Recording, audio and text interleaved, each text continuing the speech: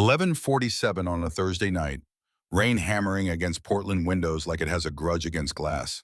A single father scrolls through a dating app he barely believes in anymore, eyes burning from another late shift managing inventory at a warehouse that pays just enough to keep the lights on, but not enough to stop the electricity company from sending reminder emails. His thumb moves across the screen, half asleep, careless. The way people make decisions when exhaustion has lowered every defense they spent years building. The notification sounds like a gunshot in the dark silence of his one-bedroom apartment. The profile name makes his stomach drop through the floor. Isla Whitmore, his ex-wife's younger sister. The woman who sat silent at his custody hearings 3 years ago. Who watched him get labeled the villain in a divorce that nearly broke him. Who knew secrets that could rewrite everything he thought was true about his failed marriage. And she just sent him a message. This is not a story about accidents. This is about what happens when one careless swipe tears open 3 years of carefully constructed distance. About an 8-year-old girl who becomes the moral compass when adults lose their way. About choosing courage over comfort even when your ex-wife's entire family wants you erased from their history. What comes next will challenge everything you think you know about second chance. Drop a comment with where you are watching from. Hit that like button and buckle up. This story goes places you won't expect. The phone stays face down on his desk until morning. Garrett Brennan does not sleep. He sits in the cheap office chair that came with the apartment watching Portland rain turn the street below into a river of headlights and brake lights. Watching the city breathe while his own breathing feels like something he has to remember to do manually. 3 years since the divorce finalized. 4 years since his life imploded. Back when he was still a systems consultant with an MIT degree, and a future that looked solid on paper, back before Brielle decided she wanted out, and the custody battle turned him into the villain in a story he didn't recognize. The Whitmore family chose sides. Her side, of course they did. And now one of them is in his phone. By 5:30, the sky shifts from black to bruised purple. He hears Harper stirring in the bedroom they share because his one-bedroom apartment in Southeast Portland is all he can afford on a warehouse foreman's salary that stopped it being enough about 6 months ago. She appears in his doorway wearing mismatched pajamas. Her hair defies physics in 7 different directions. She is 8 years old and reads his moods with the accuracy of someone 3 times her age. "Dad," she says, climbing into his lap without invitation. "You look like someone stole your ice cream, but also gave you new ice cream. But the new ice cream is mint, and you hate mint." Garrett tries to laugh. The sound catches in his throat and comes out wrong. Mint is very divisive, he manages. Harper pats his cheek with a hand that smells faintly of the lavender soap they buy in bulk from the dollar store.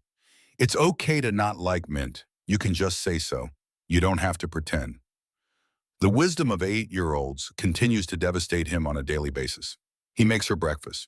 Scrambled eggs that come out slightly too dry because he still hasn't mastered the art of low heat and patience. Toast with peanut butter cut into triangles because she will not eat rectangles today. Yesterday it was rectangles only. Tomorrow it will probably be circles. He stopped trying to understand the geometry of her food preferences.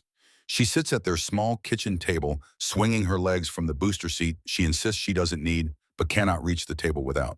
The apartment around them tells a story Garrett tries not to think about too hard.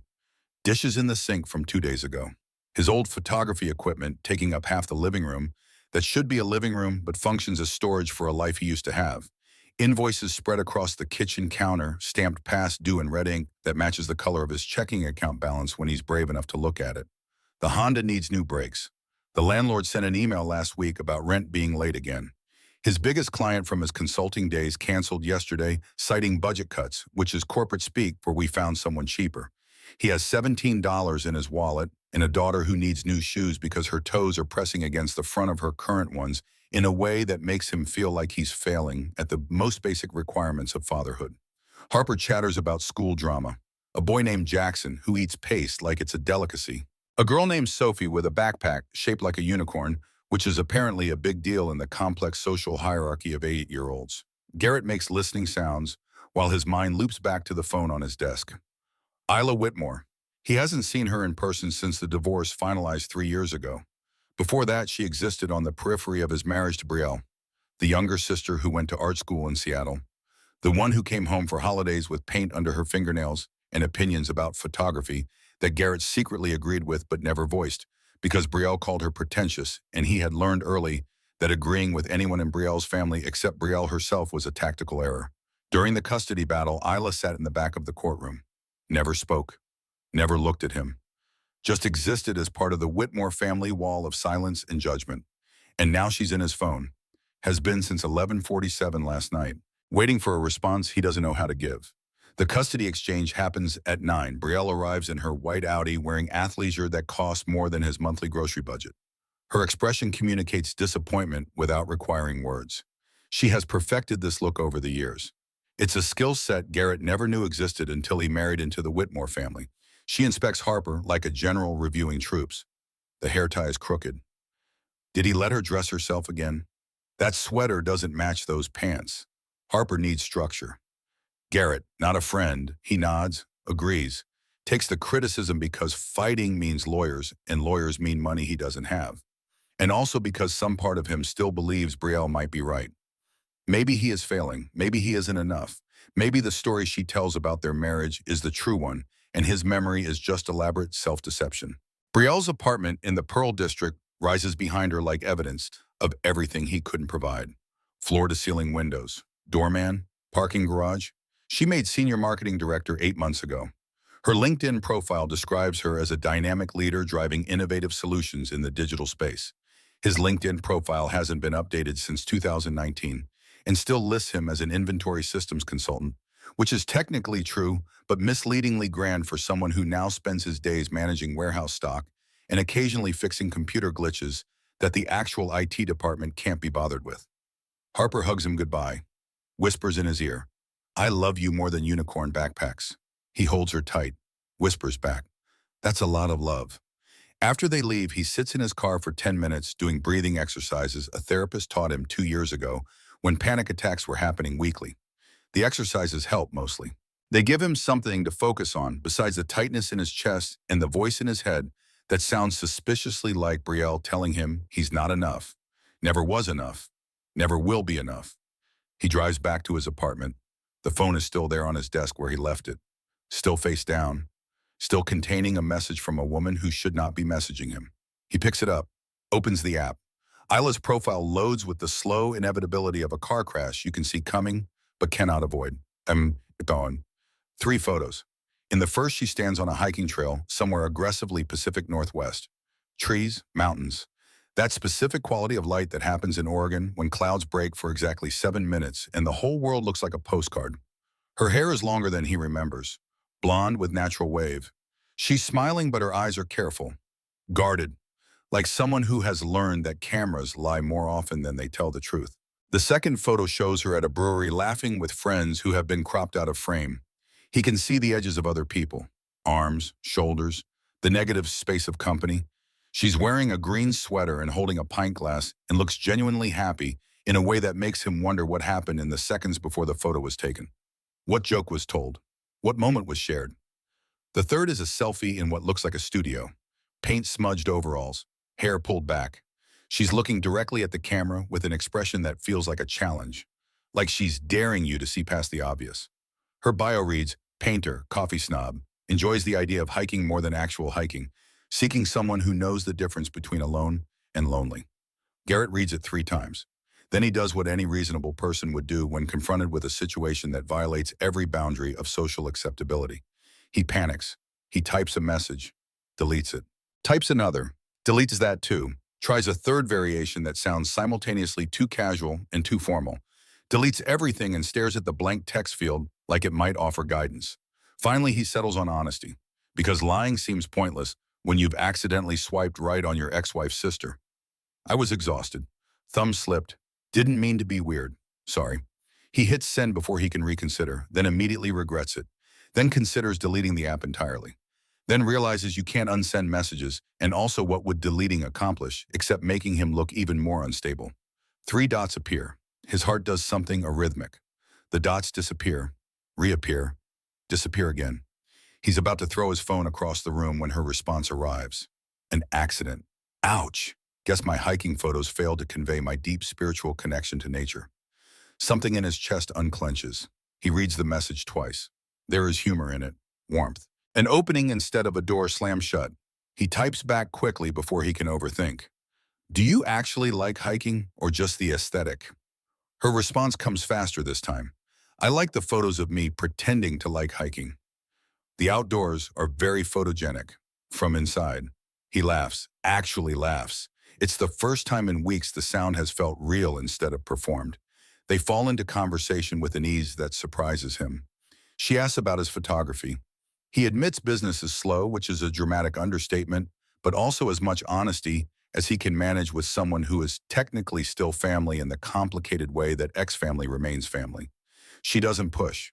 Instead, she says the market is brutal. Everyone with an iPhone thinks they're Ansel Adams.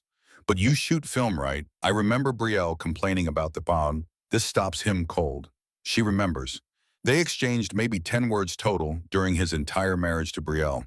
Polite nothings at family dinners, where he felt like an anthropologist observing a species he would never fully understand. He didn't think she noticed anything about him beyond his status as the guy who married her sister. "Yeah," he types, "film is expensive. But digital feels too easy, too perfect. I like the grain, the mistakes." Isla responds, "Mistakes are where the truth lives." They text throughout the day. Nothing heavy, nothing that acknowledges the fundamental strangeness of this interaction. She sends him a meme about Portland rain. He sends back a photo of his coffee mug with the caption, "Day 47 of gray skies. Sanity holding at 60%. She responds with only 60 ambitious.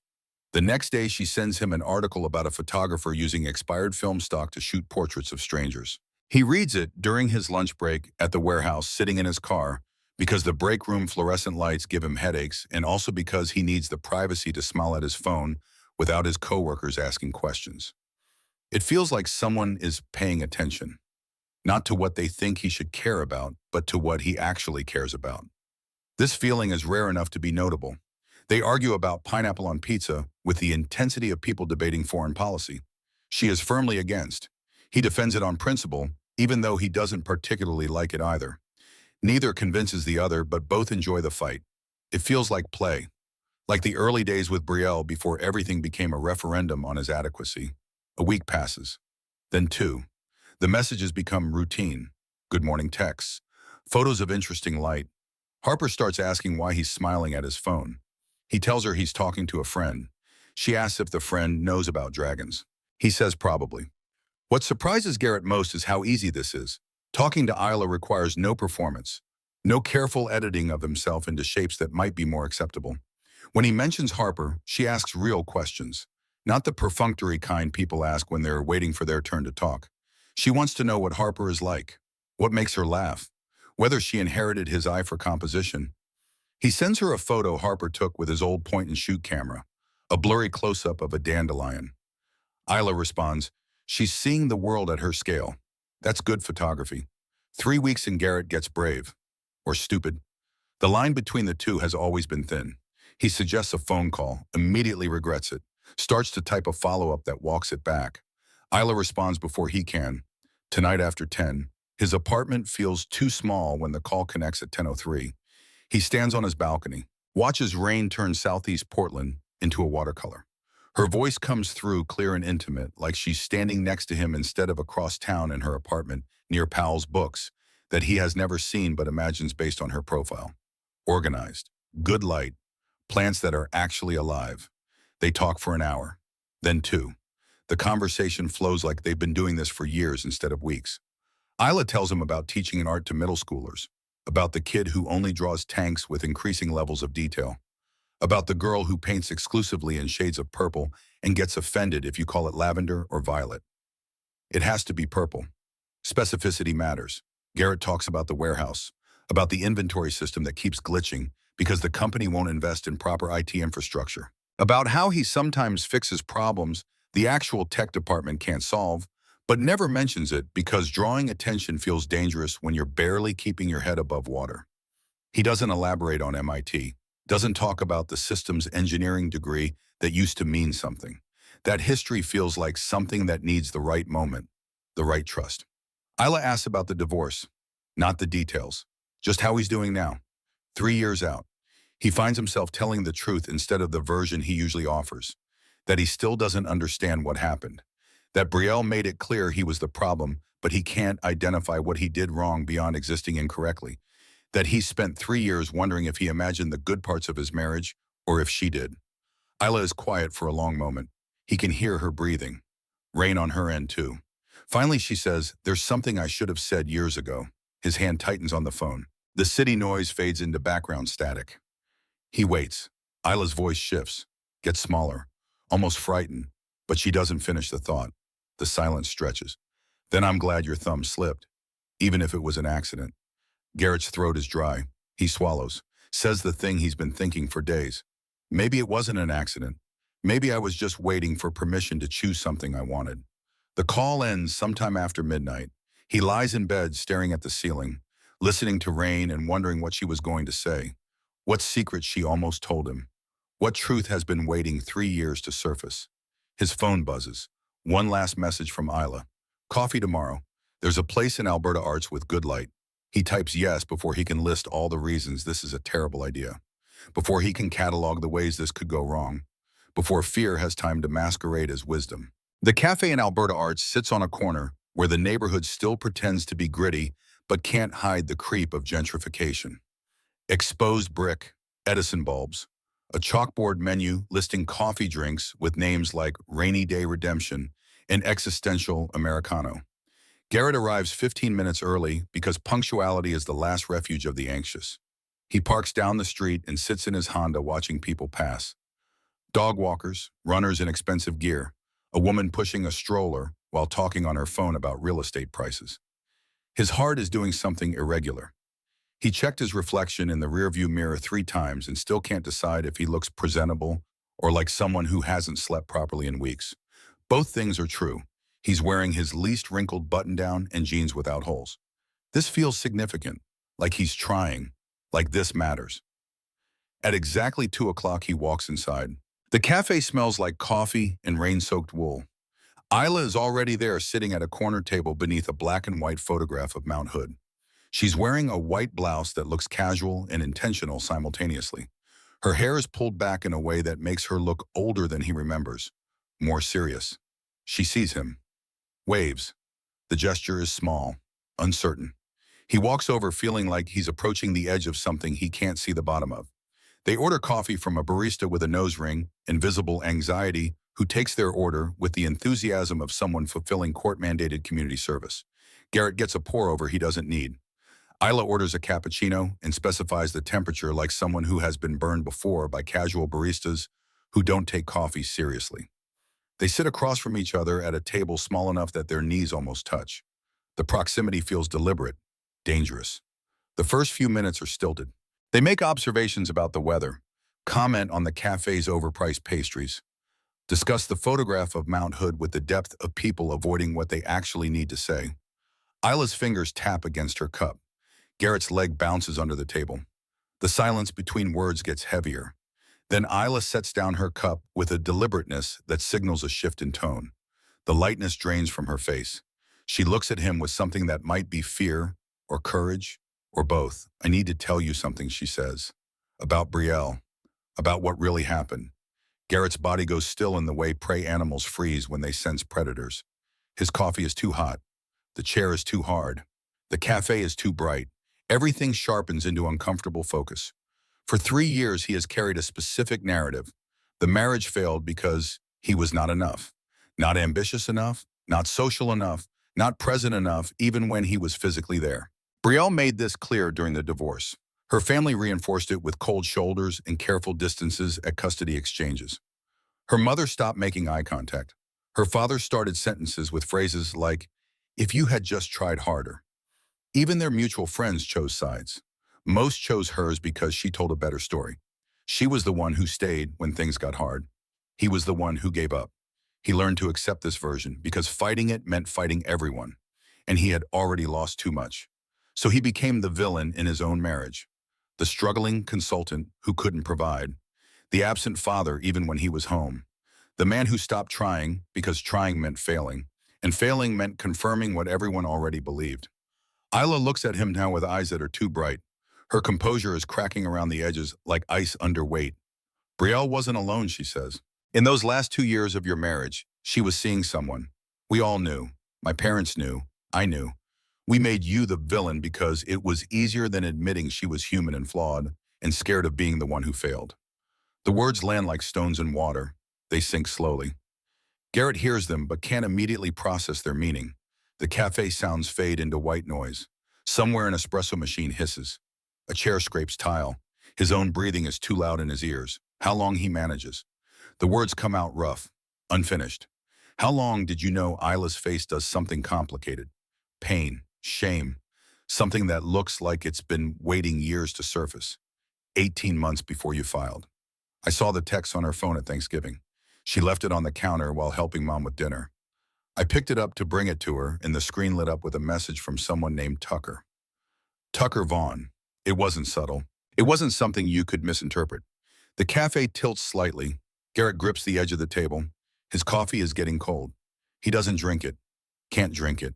Can't do anything except sit here while his understanding of the last 5 years gets rewritten in real time. I didn't say anything. Isla continues. Her voice is getting quieter, tighter. None of us did. We let you twist in the wind because family comes first and you weren't family. Not really. Not in the way that mattered to people like my parents. So we protected her. We let her tell the story that made her the victim. And you became the man who couldn't keep his wife happy. She's crying now, not dramatically, just tears tracking down her face while she talks. Garrett watches her cry and feels nothing except a strange sense of vertigo, like the floor beneath him has been replaced with something less solid.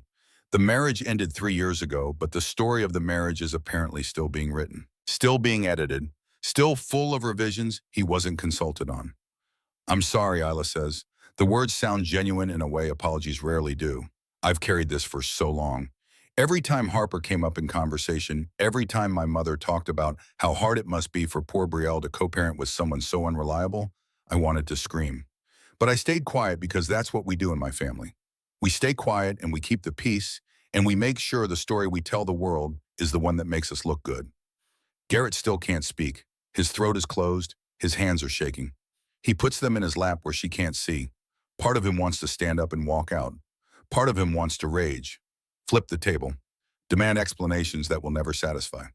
But there's another part, smaller, newer. That feels something like relief. He spent 3 years questioning his own memory, wondering if he imagined the distance in his marriage.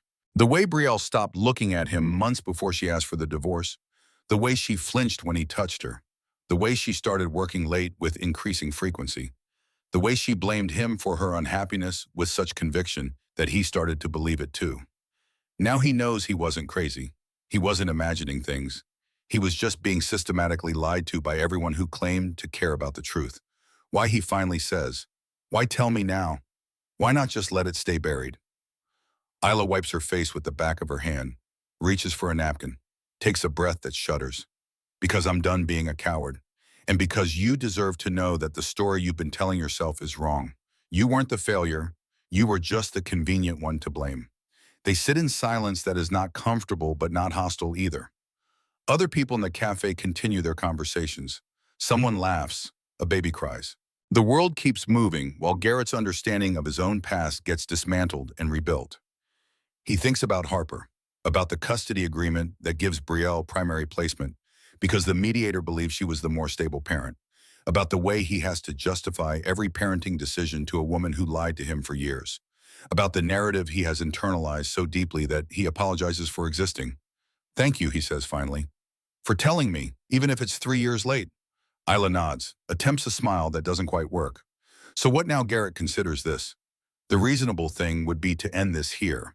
Thank her for the information, process it alone, maintain appropriate boundaries with his ex-wife's sister, but reasonable stop mattering the moment his thumb swiped right.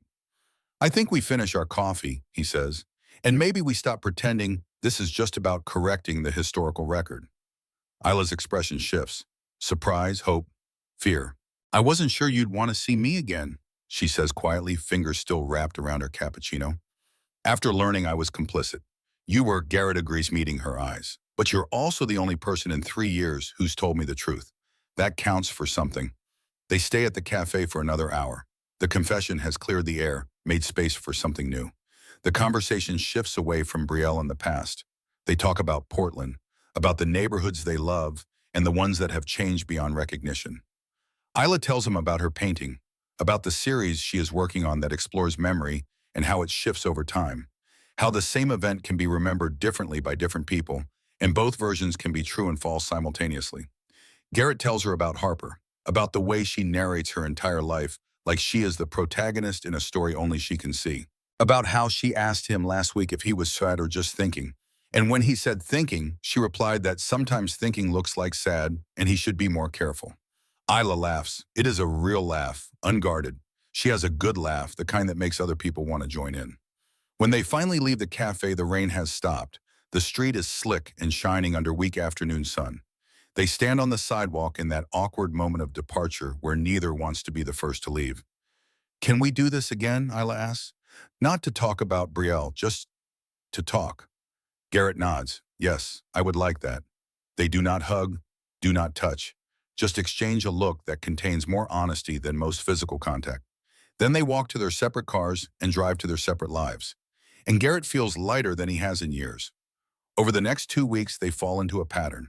Coffee becomes lunch, becomes walks around Laurelhurst Park. They circle the lake in late afternoon when the light turns everything gold. Isla points out birds whose names she learned from an app. Garrett takes photos on his phone of the way shadows fall across water. They do not talk about Brielle unless necessary. Instead, they build something new. A friendship that feels like it might be more, but neither pushes.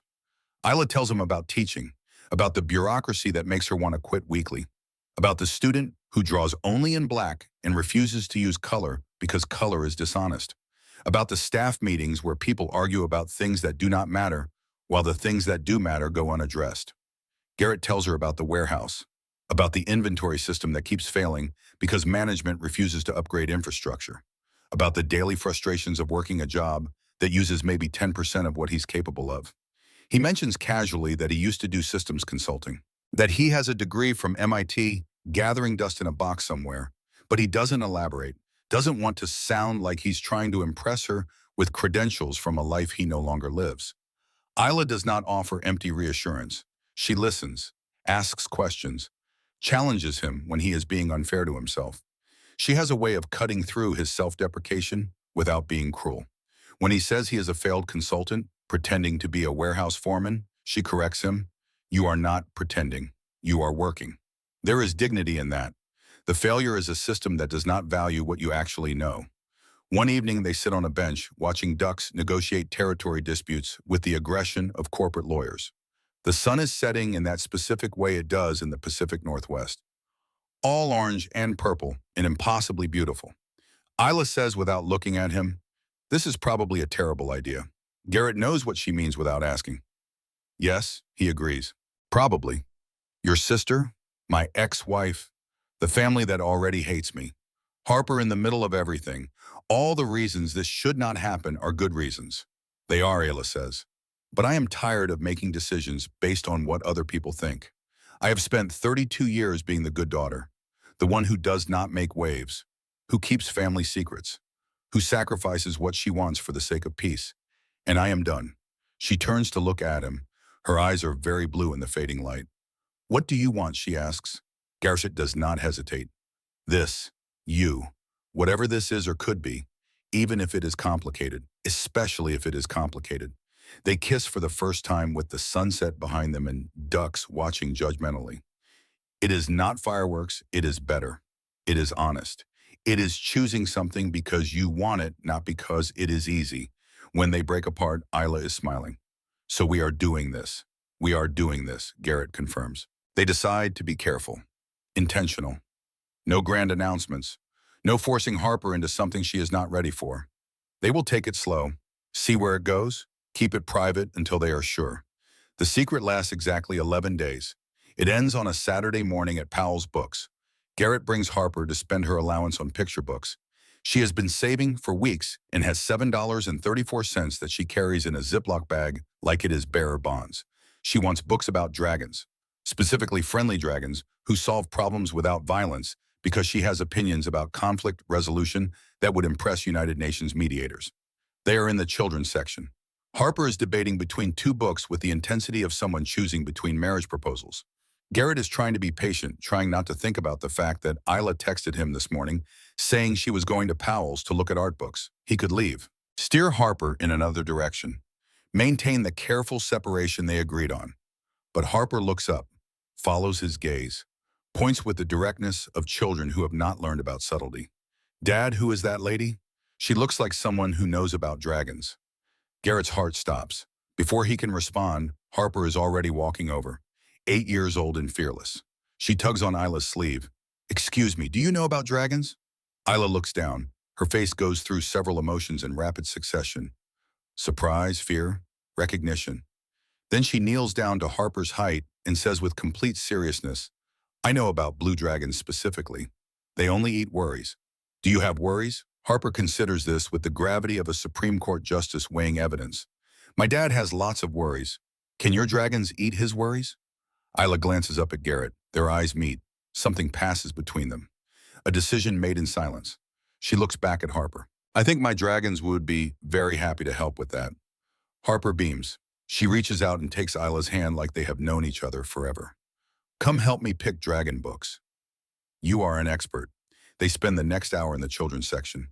Isla reads summaries aloud. Harper provides commentary on which dragons look friendly versus mean. Garrett watches them together and feels his chest do something that might be hope or might be terror. Probably both. They end up buying 3 books and a stuffed blue dragon that Harper names Worry Eater. The name is delivered with the finality of someone christening a ship. As they walk to the car, Harper holds both their hands, swings between them, talks about how Worry Eater is going to live on her bed and protect her from bad dreams, and also eat all of Dad's worries so he can smile more. At the car, Isla kneels down again. Harper, she says gently, I'm going to see your dad again. Is that okay with you? Like on dates, Harper asks. Yes, like on dates. Harper tilts her head like a bird examining an interesting bug. Will you still help with my dragons? Always, Isla promises. Then it is okay, Harper declares. But you have to come to my birthday party. It is in 3 weeks. There will be cake. Isla laughs. I would not miss it. After Harper is buckled in and busy making Worry Eater fight an imaginary bad guy, Isla and Garrett stand by the driver's side door. That just happened, Garrett says. That just happened. Isla agrees. She is terrifying in the best way. We should talk about what this means, about how we do this. Isla nods. Tonight, after she is asleep. That night, they sit on Garrett's balcony with Portland spread below them.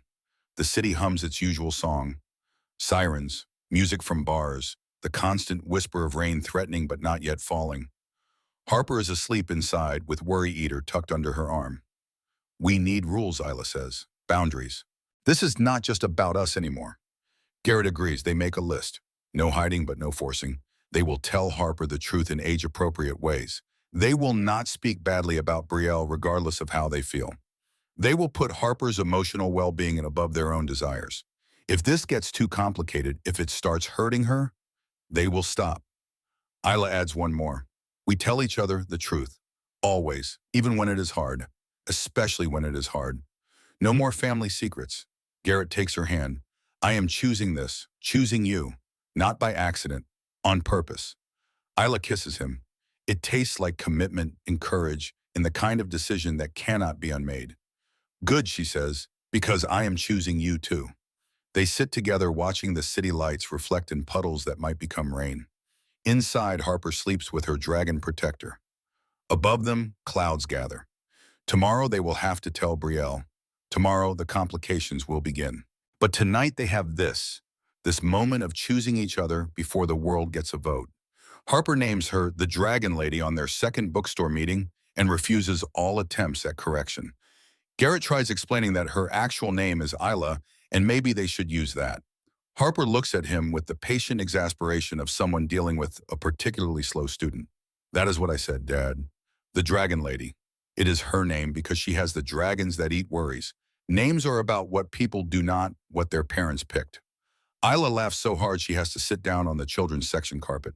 When she recovers, she tells Harper that Dragon Lady is actually a very prestigious title, and she will wear it with honor. Harper nods with satisfaction. Good, because I do not give prestigious titles to just anyone. They build a routine slowly, carefully, like people constructing something from glass that could shatter if handled wrong.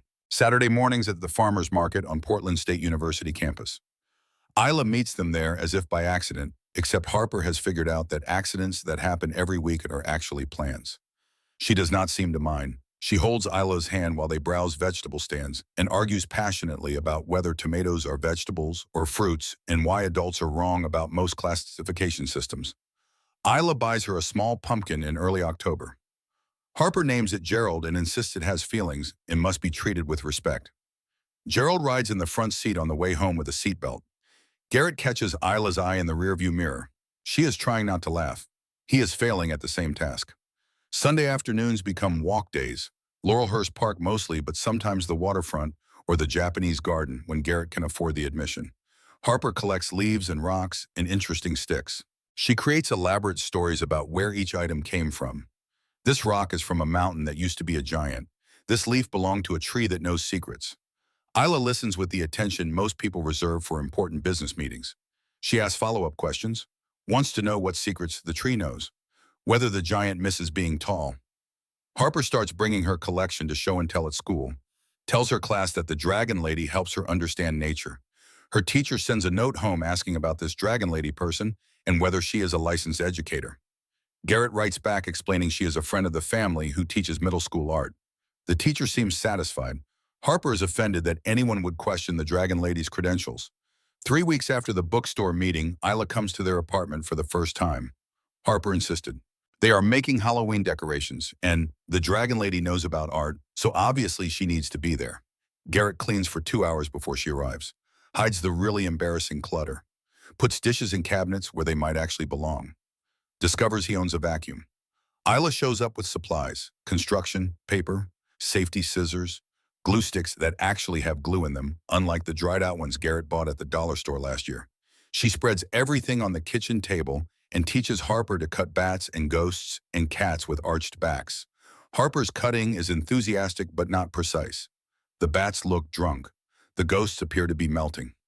Isla praises every creation with genuine enthusiasm. That ghost has real personality.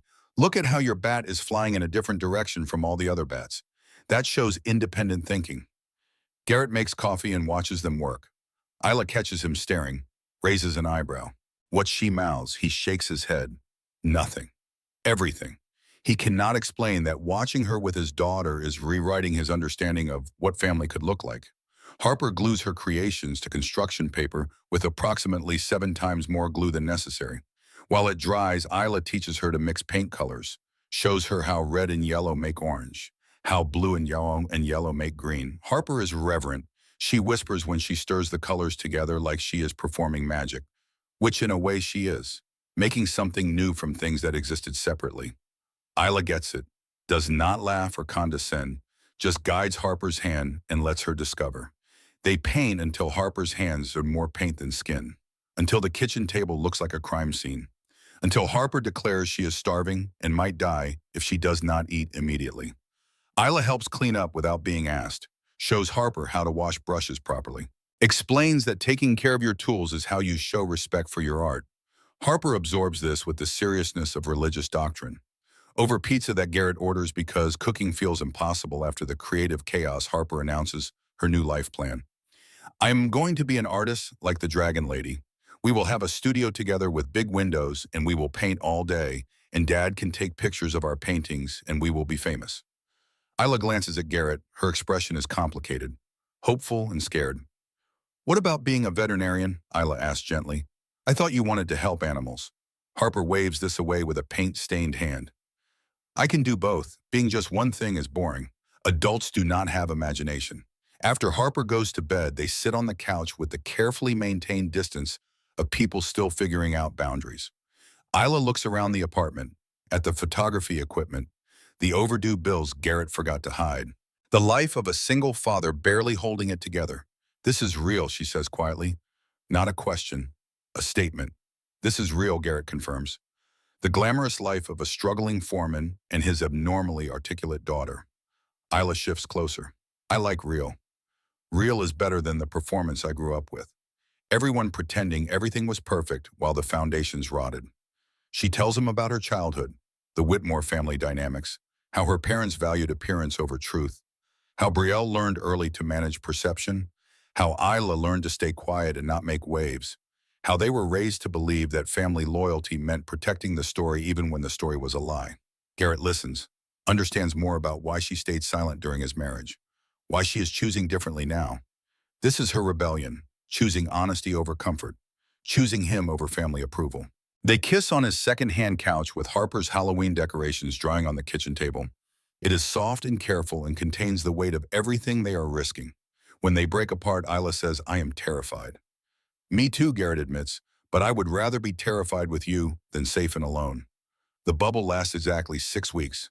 6 weeks of farmers markets and park walks and Harper's birthday party where Isla shows up with a painting she made of a blue dragon eating worries.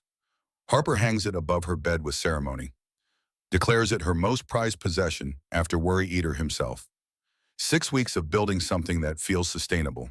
A rhythm where Harper sees Isla twice a week, where they are honest about the relationship but do not force adult complications into an 8-year-old's world. Harper knows they are dating, accepts it with the pragmatism of children who care more about whether people are kind than whether relationships follow traditional scripts.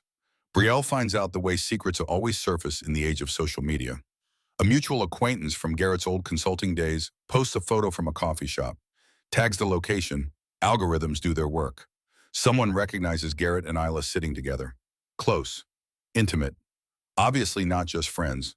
Screenshot, share. 6 degrees of separation collapse into zero. Brielle calls at 9:15 on a Thursday night. Garrett sees her name on the screen and knows, just knows. He answers anyway. Her voice could freeze water. "We need to talk, tomorrow." Laurelhurst Park, noon. "Do not be late." She hangs up before he can respond. Garrett sits staring at his phone. Isla is at her apartment, but he texts her anyway. Brielle knows she wants to meet tomorrow. The response comes immediately. "I am coming with you." Garrett types back, "You do not have to. This will get ugly." Isla responds, "We do this together or not at all. That was the deal." The next morning arrives with weather that feels like cosmic commentary. Bright sun, clear skies. The kind of day Portland gets maybe 15 times a year. Garrett picks up Isla at 11:30. They drive to the park in silence. Harper is with them because it is his custody day, and finding childcare on 4 hours' notice is impossible. She chatters from the back seat about a boy at school who claimed dragons are not real, and she set him straight with facts. They arrive early, sit on a bench near the playground. Harper runs to the swings, pumps her legs with determination. Isla watches her and says, "Whatever happens, we protect her. That comes first. Always." Garrett agrees. Brielle appears at noon. Exactly. She is wearing black jeans and a leather jacket, sunglasses despite being under trees. Her heels click against the path with rhythmic precision. She looks like someone who has been preparing for this confrontation. Rehearsing lines, building arguments. She stops in front of their bench, does not sit, stands with arms crossed looking down at them like a prosecutor before a jury. "Well," she says, her voice drips with something between fury and satisfaction. "Isn't this cozy? My ex-husband and my baby sister playing family at the park. How very Portland of you both." Garrett stands, tries to keep his voice level. "Brielle, we can explain." "Save it," she cuts him off with a hand gesture. "I do not need explanations. I need you both to understand exactly how messed up this is. My sister Garrett, you could have picked anyone. Literally anyone, but you chose the one person guaranteed to destroy what is left of this family." Isla rises slowly. The air between the three of them feels combustible. "Brielle, we can talk about this like adults." Brielle laughs. The sound is sharp enough to cut. "Adults, you want to lecture me about being adults. You knew this was wrong, both of you knew, and you did it anyway. You let him around my daughter, let her get attached, let her call you the dragon lady like you are part of her life." "How do you know about that?" Isla asks quietly. Brielle's smile is cold. "Harper talks. Children always talk. She told me all about the nice lady who teaches her to paint, the one who knows about dragons. I thought she meant an art teacher from school. Imagine my surprise when I found out it was my own sister." That is when Harper runs over. She has that sixth sense children develop in unstable households, the ability to detect adult conflict from 100 yards away. She stops between them, looking up at her mother with confusion. "Mom, why are you using your angry voice at the dragon lady?" Brielle's face does something complicated, multiple emotions fighting for dominance. She looks at her daughter, at Garrett, at Hila.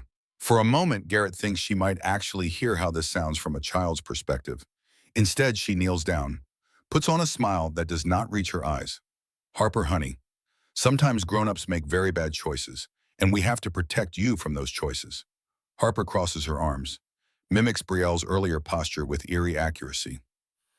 If you were talking about Dad and the dragon lady dating, I already know, she makes him laugh. That is good, right? People should be happy. The simplicity of it hangs in the air. Adults complicate things. Children cut through to truth. Brielle's practiced arguments crash against an 8-year-old's logic. It is more complicated than that, Brielle starts. Harper interrupts.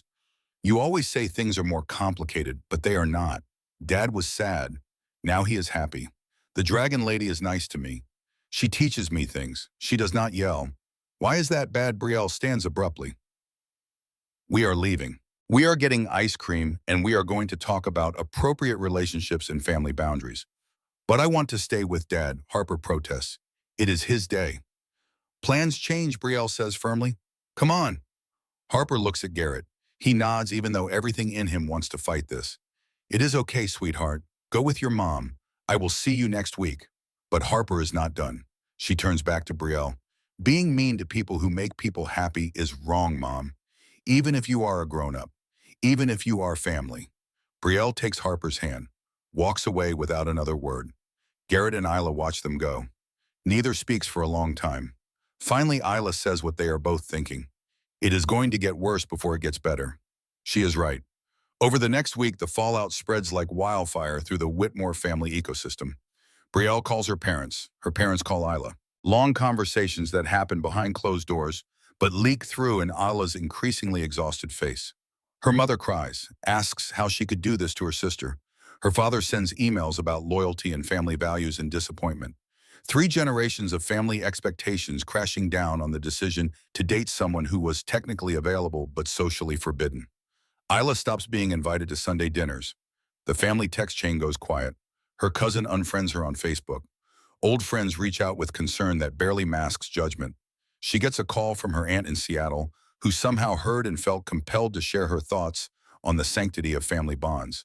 Through all of it, Isla holds steady. Garrett offers multiple times to step back, to make this easier for her. Each time she looks at him like he has suggested something insane. I am not walking away, she says. I spent 32 years being the person who walks away to keep peace.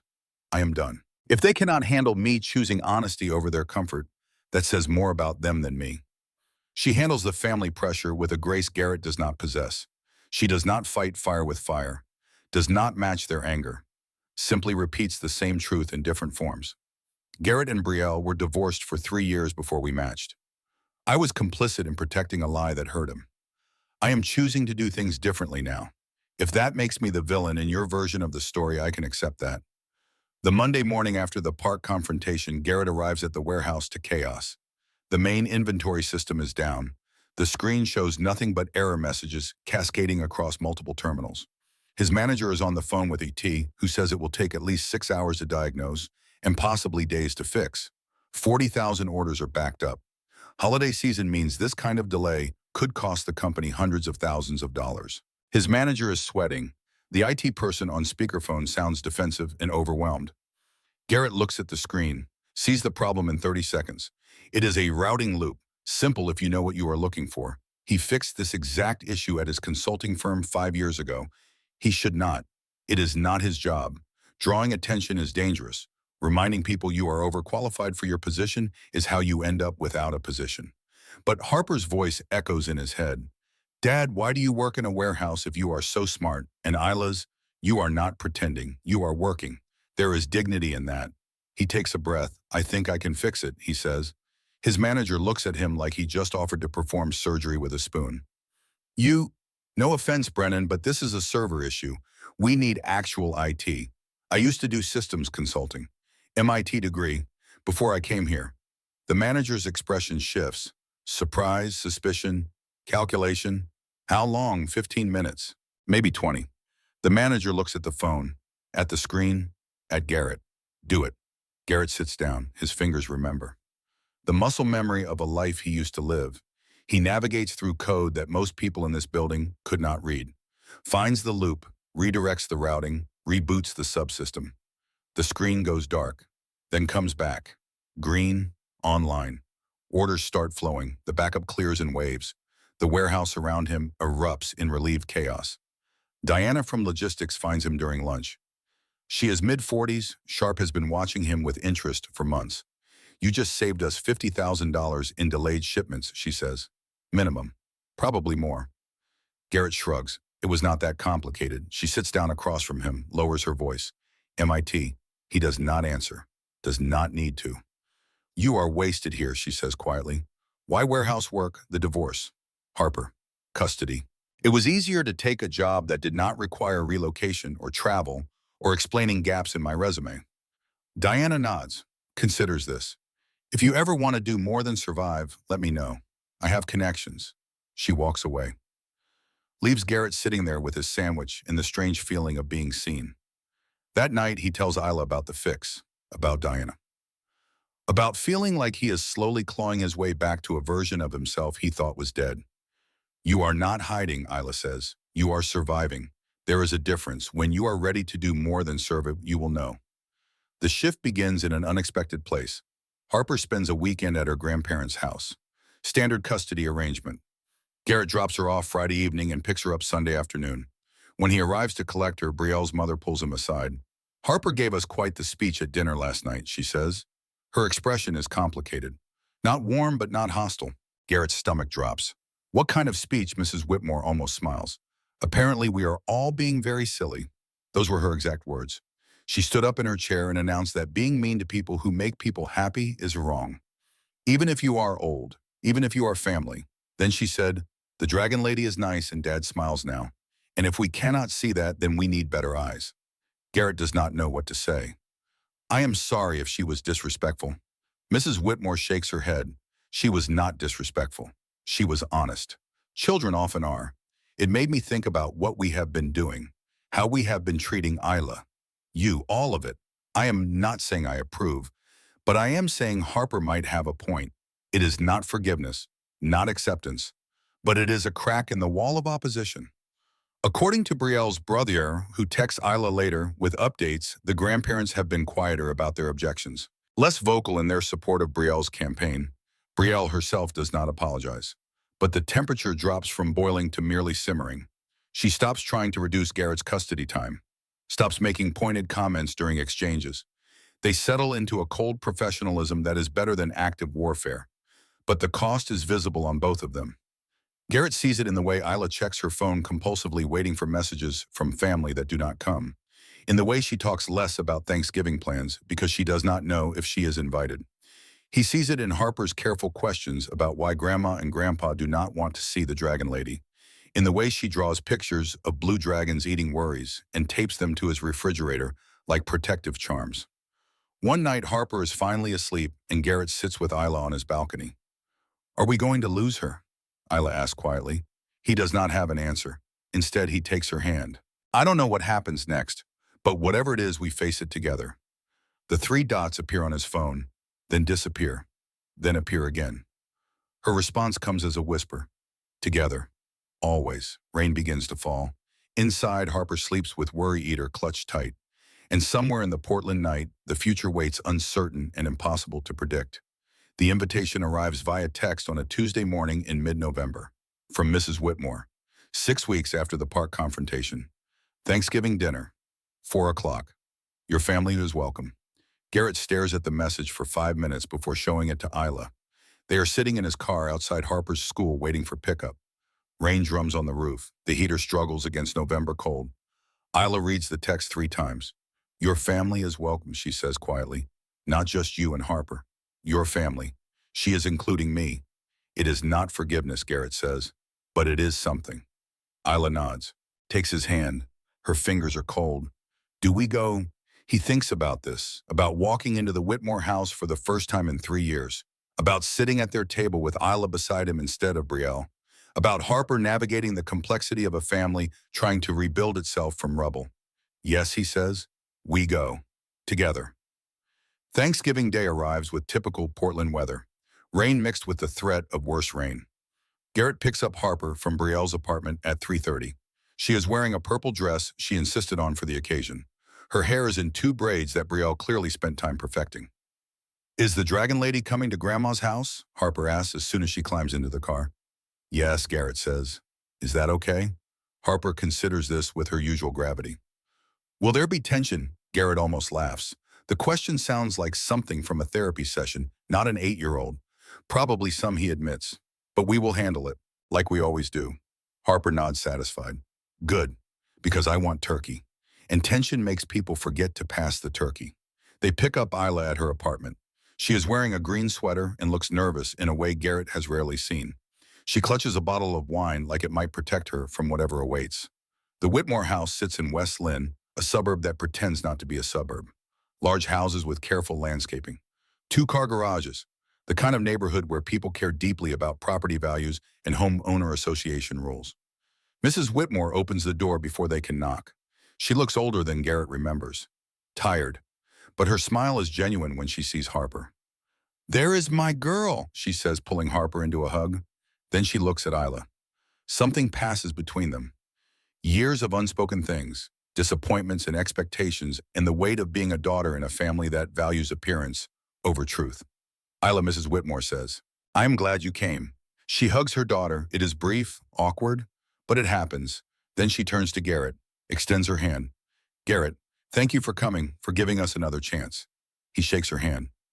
Notices Mr. Whitmore standing in the hallway behind her, watching with the careful neutrality of someone who has been instructed to behave. The house smells like turkey and stuffing, and the particular kind of anxiety that comes with family gatherings where everyone is trying too hard. Brielle is in the kitchen with her brother. She looks up when they enter. Her expression is complicated. Not welcoming, but not hostile, just exhausted. Harper runs to her immediately, shows her the blue dragon pin Isla gave her that morning. Explains in detail about how blue dragons eat worries, and maybe mommy needs one too, because she has a lot of worries. Brielle's face does something that might be the beginning of a smile. Maybe I do, sweetheart. Dinner is awkward but survivable. They sit at the dining room table that Garrett remembers from years of holiday meals when he was still married. When he was still trying to become someone the Whitmore family might approve of. Mrs. Whitmore has seated Garrett and Isla at the opposite end from Brielle. Maximum distance, minimum potential for conflict. Harper sits between her parents completely unaware of or unconcerned by the careful choreography of adult tension. The food is excellent. Mrs. Whitmore is a good cook, always has been. She takes pride in this, in the tradition of family meals and recipes passed down and the ritual of gathering around a table. Conversation is strained at first. People ask polite questions, make observations about the weather, discuss neutral topics like sports and traffic and whether it will snow this year. But then Harper, who has been quiet for approximately 7 minutes, decides to make a speech. She stands up in her chair. Garrett reaches to stop her, but Isla puts a hand on his arm. Let her, Isla whispers. Harper looks around the table at her family, at the adults who have spent weeks making her life complicated with their inability to simply be happy for each other. Grandpa, she says, you are being rude to my dad. That is not okay. Grandma, you too. And Aunt Melissa, and basically everyone. The table goes silent. Every adult frozen with fork halfway to mouth. The dragon lady makes my dad happy. My dad makes her happy. That is what grown-ups are supposed to do. Make each other happy. If you cannot be nice, then maybe we should go home, because I do not want to be around people who are mean to people I love. The silence that follows is absolute. Then Brielle does something unexpected. She sets down her fork, stands up, walks around the table to stand near Harper. Harper is right, she says. Her voice carries despite being quiet. We have all been rude. I have been rude. Isla is my sister. Garrett is Harper's father. They are together and they make each other happy and Harper happy. That should be enough. I think we all owe everyone an apology. Mr. Whitmore clears his throat, offers Garrett a glass of wine, actually offers it, makes eye contact. Mrs. Whitmore asks Isla about her painting with what might be genuine interest instead of polite obligation. Brielle's brother apologizes quietly across the table. Means it. The rest of the afternoon is not comfortable, but it is no longer hostile. They eat pie. They watch football. Harper plays with her cousins in the backyard despite the rain. The adults manage conversations that do not contain barbs. It is normal, mostly normal, normal enough. When they leave, Mrs. Whitmore hugs Isla for longer this time, whispers something in her ear that makes Isla's eyes bright. In the car, Harper falls asleep within minutes, exhausted from the emotional labor of being the wisest person in the room. Isla takes Garrett's hand. "That was my daughter," he says quietly, making grown-ups behave since 2018. Isla laughs. "She is terrifying. I want to be her when I grow up." December arrives with its own complications. The warehouse gets busier. Holiday season means longer hours, more inventory, more problems for Garrett to quietly fix without taking credit. He comes home exhausted every night, barely has energy to make dinner, falls asleep on the couch while Harper tells him about her day. Isla helps when she can, brings dinner, helps Harper with homework, reads to her before bed when Garrett is too tired to keep his eyes open. They have been together 4 months now. It feels longer. It feels like they have been doing this for years. One evening in mid-December, Garrett sits on his balcony after Harper is asleep. Isla is beside him.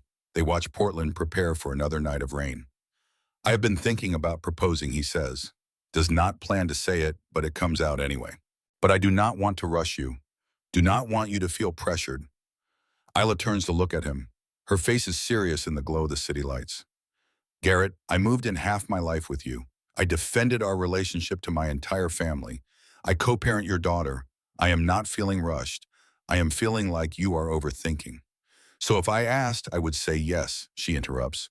"But only if you actually ask instead of hypothetically discussing asking." He laughs. "Not yet. When I ask, it needs to be right, intentional, not a conversation on a balcony." "Fair enough," she agrees.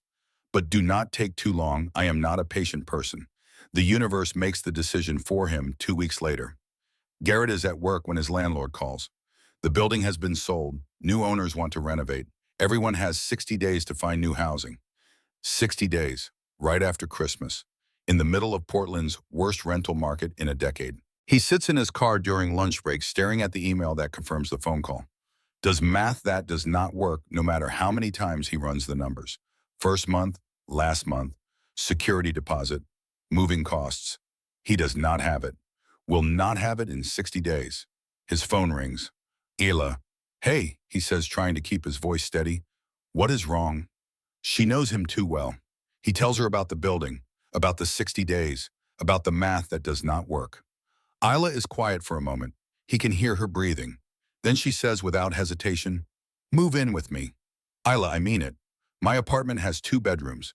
We can set up Harper's room for when she stays over. The basement storage can be your workspace. It is not perfect, but it is ours." Garrett's throat is tight. "This is too much. I cannot." "You can, and you will, because this is what people do when they love each other.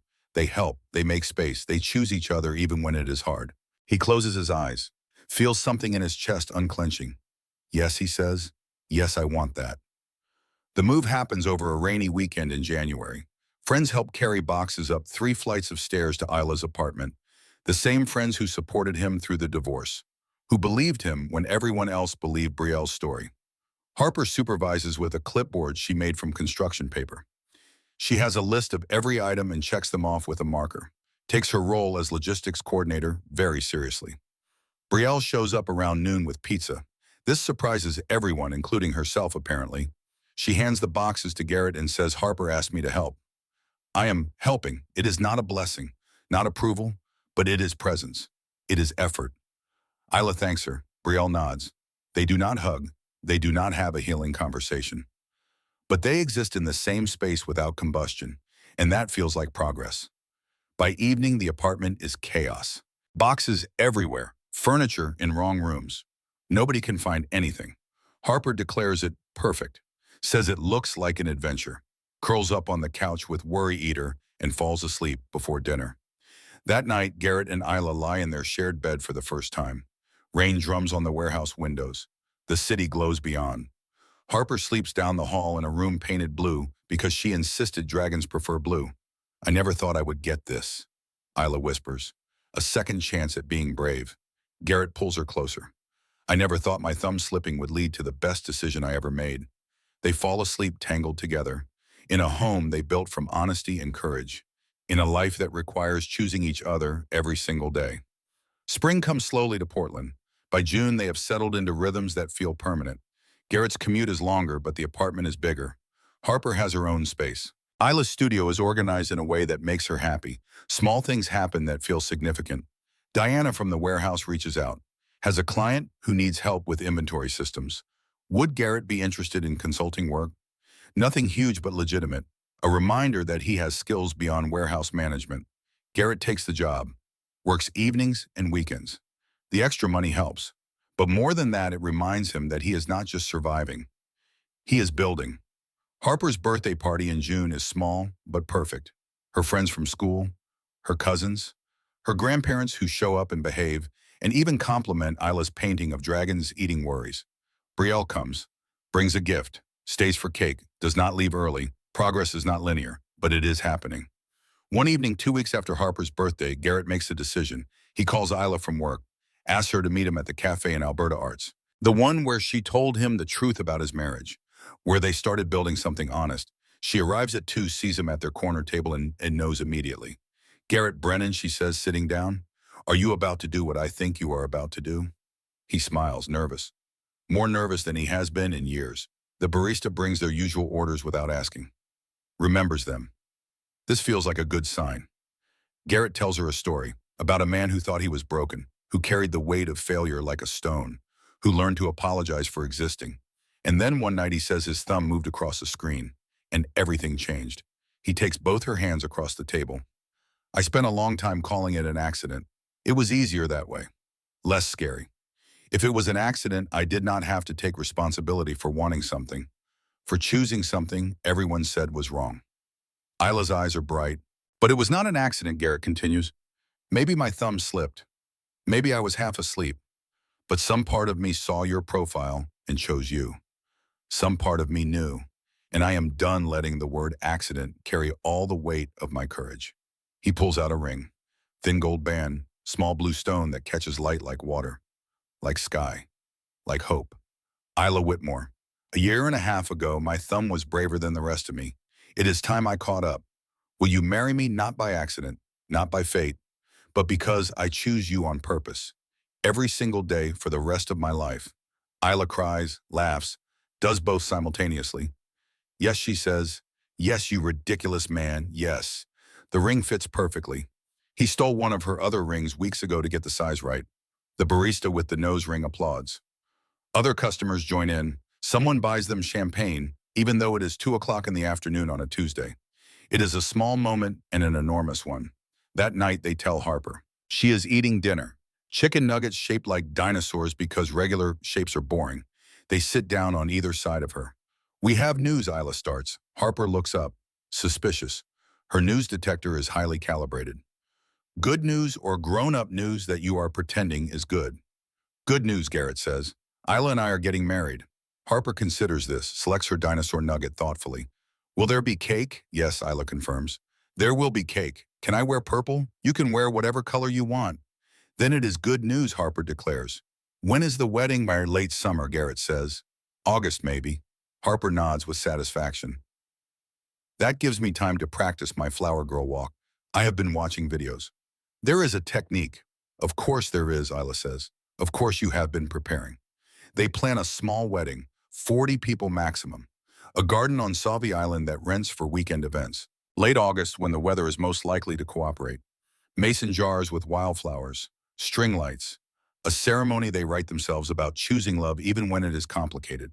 The guest list is delicate. Isla's parents, Brielle, the Whitmore extended family.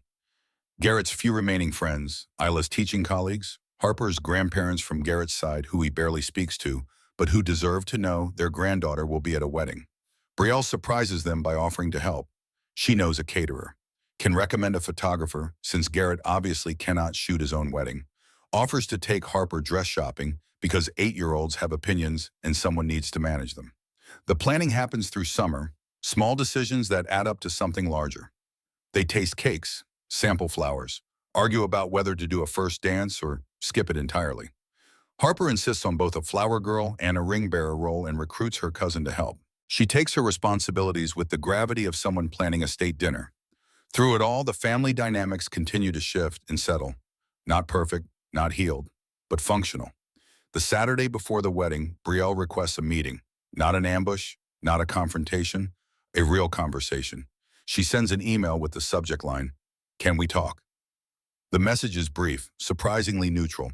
I would like to discuss our co-parenting arrangement and some things I need to say. My place. Saturday at 2, if that works. I will have coffee. Garrett reads it 3 times, shows it to Isla. This feels different, Isla says, less angry, more tired. They take the Max train to the Pearl District. Harper is at a birthday party. 6 hours of trampolines and chaos that requires liability waivers. Brielle's apartment has not changed. Clean lines, neutral colors, art purchased to match furniture rather than because someone loved it. She opens the door before they can knock. She is wearing jeans and a sweater, no makeup, hair in a ponytail. Garrett has seen her dressed down maybe 5 times in the entire span of knowing her. It is disarming. Come in, she says. I made coffee. Real coffee, not the instant stuff. They sit at her dining table, sleek wood that probably cost more than Garrett's car. Brielle pours coffee from a machine that makes Italian espresso sounds, hands them cups on saucers that match, sets out cream and sugar in matching containers. Then she sits, folds her hands on the table, takes a breath that suggests she has been practicing this. I have been thinking, she starts, about what Harper said, about happiness, about seeing Garrett smile, and I realized something that has been bothering me for months. She looks at Garrett directly. I do not remember the last time I saw you actually happy when we were married. The admission lands heavy. I was not happy either, she continues. I think we both knew it. But we stayed because I was raised to believe marriage was about commitment, not happiness. My parents have been together 43 years, and I do not think they have enjoyed a single one. But they stayed. That was the model. She pauses, looks at her coffee. So I stayed, and I resented you for staying too, for not being the one brave enough to leave first. Garrett's throat is tight. The affair. Brielle looks away, stares at her coffee like it contains answers. Tucker Vaughn. It was not about love. It was about feeling wanted, feeling seen. You stopped seeing me, Garrett. Somewhere in year 2 or 3, you just stopped. And instead of talking about it, instead of fighting for us, I found someone who would look at me like I mattered. The honesty is brutal, but it is honest. I stopped looking because you made it clear I was never enough, Garrett says, keeps his voice level. Every conversation became a referendum on my failures. Every attempt at connection got met with criticism. So yes, I stopped trying, because trying meant failing and I was exhausted from failing. They sit with this truth. The air between them is not warm, but it is not hostile either. Just 2 people finally saying things that should have been said years ago. I am not asking you to forgive me, Brielle says. I do not know if I deserve that, but I am asking you to understand that I never meant to destroy you. I was trying to survive something that was killing me slowly, and I did not have the tools to do it any other way. Garrett nods. I was not a good husband. I was so caught up in my own failure that I stopped being a partner. I am sorry for that. Brielle looks surprised, like she expected a fight and got understanding instead. Thank you. Then she turns to Isla. I owe you an apology too. I put you in an impossible position during my marriage, made you complicit in my choices, then blamed you for having the courage to make a different choice. You chose honesty over comfort. I have never been able to do that. Still not sure I can, but I recognize it takes strength I do not have. Isla's eyes are bright. We all did what we thought we had to do. I am not interested in keeping score. I just want to move forward in a way that is healthy for Harper. Brielle nods, agrees. They talk logistics, the boring necessary details of co-parenting, schedules, holidays, school events where they will both be present. They establish boundaries, agree that Harper should not be put in the middle of adult conflicts. Before they leave, Brielle says one more thing. Harper deserves happiness, and she is happy now. I can see it. That matters more than my pride. August 23rd arrives with weather that feels like a gift. Clear skies, temperature in the mid-70s. The kind of Pacific Northwest day that makes you forget the 9 months of gray.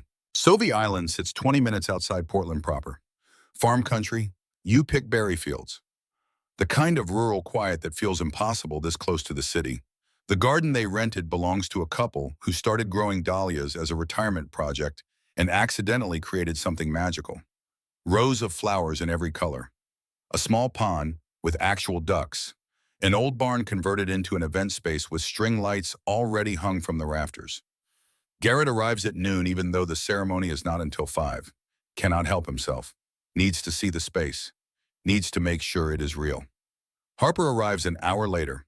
Purple dress, sparkly light-up shoes she insisted on. She is wearing her blue dragon pin. Worry Eater is tucked into her small purse. She practices her flower girl walk 17 times. She has been counting. Has a system. Slow steps. Pause. Scatter petals. Repeat. The ceremony starts at 5 exactly. A string quartet plays something classical that Isla chose because she said it sounded like hope. The guests stand, turn toward the makeshift aisle lined with dahlias in shades of coral and pink and deep burgundy. Harper goes first. Walks with the solemnity of someone carrying nuclear codes. Scatters petals with precision, each handful distributed evenly. When she reaches the front, she turns and gives a thumbs up. Several people laugh. She seems pleased with herself. Then Isla, walking alone because she said she did not need someone to give her away. She belongs to herself, is choosing this freely. She walks down the aisle and Garrett forgets how to breathe. He has seen her every day for 18 months. But this is different. This is her choosing him in front of everyone. Choosing him despite the complications, despite the family drama, despite every reason this should not work. She reaches the front, takes his hands. Her eyes are bright, but not crying yet. He is already crying, cannot help it. The officiant is a friend of Isla's from art school who got ordained online specifically for this. She welcomes everyone, makes a joke about Portland rain that lands well, then turns serious. We are here, she says, because two people made a choice. Not an easy choice, not a convenient choice, but a brave one. They chose honesty over comfort. They chose each other over approval. They chose to build something real, even when the world gave them every reason not to. Garrett reads his vows from a piece of paper he has folded and unfolded so many times the creases are wearing through. Isla. 2 years ago, my thumb moved across the screen and changed my life. I spent a long time calling it an accident because accidents are safe. They do not require courage. But it was not an accident. Some part of me that was braver than my fear chose you before my conscious mind caught up. His voice catches. He steadies it. Today I am catching up. Today I am choosing you on purpose. I promise to tell you the truth even when it is hard. To show up for you and for Harper every single day. To build a life based on honesty instead of performance. To never hide behind the word accident when what I mean is choice. I choose you. Always. On purpose. Isla does not have paper. Speaks from memory or maybe just from her heart. Garrett, you taught me that it is never too late to be brave. That choosing happiness is not selfish. It is necessary. You saw me when my own family could not. You let me be complicated and uncertain and still loved me anyway. She takes a breath. I promise to choose you every single day, to build a home where Harper feels safe, where we tell the truth and eat too much pasta and let dragons eat our worries. I promise to be your partner in all of it, the beautiful parts and the hard parts and the boring parts that make up most of life. Her voice is steady, strong. I was done being a coward before I met you, but you taught me what courage actually looks like. Thank you for that. Thank you for choosing me back. The rings are simple gold bands. Harper carries them on a pillow she decorated herself with fabric paint and glitter. She hands them over with ceremony, whispers loudly, "Do not drop them. They are expensive." More laughter. They exchange rings. The metal is warm from being in Harper's possession. The officiant pronounces them married. Garrett kisses Isla and the guests applaud, and Harper shouts, "Finally, can we have cake now?" The reception happens in the barn as the sun starts its slow descent. Dinner is barbecue from a food truck they hired. Brisket and pulled pork and vegetarian options because Isla insisted. The cake is 3 tiers of lemon lavender that Harper tested 4 times during planning to make sure it met her standards. There are toasts. Garrett's best friend from college tells embarrassing stories. Isla's teaching friend talks about watching her become brave. Then Brielle stands up, unexpectedly, taps her glass. The barn goes quiet. "My sister," she starts. Her voice wavers, but holds. "My sister has always been the brave one. I just never recognized it until recently." She looks at Isla. She had the courage to tell the truth when the rest of us were hiding behind lies. The courage to choose happiness even when it disappointed people. The courage to love someone everyone said she should not love. Brielle's eyes are bright. "Isla, you taught me that family is not about protecting the story we want to tell. It is about protecting the people we love. Thank you for that lesson." She turns to Garrett. "Garrett, take care of her. And also thank you for being a better person than I gave you credit for." She sits down quickly, wipes her eyes. Isla crosses the barn, hugs her sister. They hold each other for a long moment. The barn stays respectfully silent. Something is healing here that needed healing. Mr. Whitmore stands next, clears his throat, looks uncomfortable but determined. I have not always understood my daughters. I was raised to believe family meant agreement, unity at all costs. But Harper taught me something at Easter. She said being mean to people who make people happy is wrong, even if you are old. He looks at Harper, who is eating cake and paying no attention. She was right. I was wrong. Isla Garrett. I am sorry for making this harder than it needed to be. I am working on being better, on choosing happiness for my family instead of my idea of what family should look like. More tears, more hugs. The Whitmore family is not fixed, but it is bending towards something better. As dinner winds down and guests move outside to watch the sunset, Garrett notices someone standing at the edge of the property. A man, mid-40s, well-dressed. Tucker Vaughn. Brielle sees him at the same moment. Her face goes pale, then hardens. She walks over. They exchange words no one can hear. Brief, final. Tucker nods, turns, leaves. Isla watches from across the barn, comes to stand beside Garrett. Is she okay? Garrett looks at Brielle. She is standing taller, lighter. Yeah, he says. I think she just closed that door for good. The dancing starts around 8. They do their first dance to a song about second chances. Slow, intimate, everyone watches. Halfway through, Harper runs onto the dance floor and inserts herself between them. They lift her up. Dance as 3. This is the family. This is what they chose. As the sun sets, the string lights come on. The garden glows golden. Guests migrate outside to see the last of daylight turn everything soft. Garrett and Isla slip away to the pond. Stand at the edge watching ducks settle for the night. No hiking on the honeymoon, Isla says. It has become their running joke. Just enough for photos? Garrett agrees. 2 photos maximum. Then pasta. Harper finds them there. Takes their hands. The ducks are going to sleep, she announces. We should probably get cake before it is all gone. The cousins are eating a lot. They walk back to the barn together. 3 people who became a family, not through biology or obligation, but through intentional choice. Through showing up. Through telling the truth. Through letting an 8-year-old be wiser than the adults around her. The party continues past dark. Someone makes a bonfire in the designated fire pit. Guests gather around with drinks and stories. Around 10, Harper falls asleep on a blanket near the fire. Purple dress dirty from dancing. Flower basket abandoned. Blue dragon pins still attached to her collar. Garrett carries her to the car. Buckles her in carefully. She stirs. Mumbles something about dragons and cake and whether heaven has sprinklers because the one at the venue was very cool. They drive back to Portland with Harper sleeping in the back seat and their whole lives ahead of them. The city appears in the distance. Lights and bridges and the river reflecting everything back doubled. Home. They are home now. All 3 of them. At the apartment, Garrett carries Harper to her room, tucks her in without changing her clothes because waking her seems cruel. Isla removes the blue dragon pin, sets it on the nightstand where Harper will find it tomorrow and remember. They collapse on their beds still wearing wedding clothes. Too tired to change. Too happy to care. Isla curls into Garrett's side. He wraps his arms around her. They fit together like they were designed for this. I never thought I would get this. Isla whispers into the dark. A second chance at being brave. Garrett kisses the top of her head. I never thought my thumb slipping would lead to the best decision I ever made. It was not your thumb, Isla says. It was you. Choosing something you wanted. Finally letting yourself want something. They fall asleep tangled together in the apartment they share. In the life they built from honesty and courage and the willingness to choose each other over and over.